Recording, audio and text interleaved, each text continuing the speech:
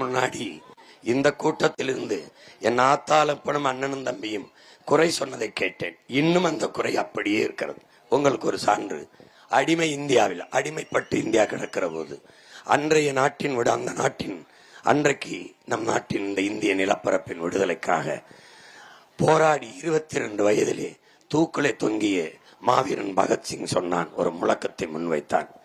பாலுக்கு அழாத குழந்தை, கல்விக்கு ஏங்காத மாணவன், வேலைக்கு அலையாத இளைஞன், இதுதான் என் கனவு இந்தியா என்றான். விடுதலை பெற்று 80 ஆண்டுகளாகியும் இன்னும் அந்த பிரச்சனை தீர்ந்தவாடில்லை, ஒளிந்தவாடில்லை. இன்னும் பல கோடிக்கணக்கான பச்சிளங்குழந்தைகள் பசியோடு படுக்க செல்கிறார்கள். கொடுமைதான், கொடுமைதான்.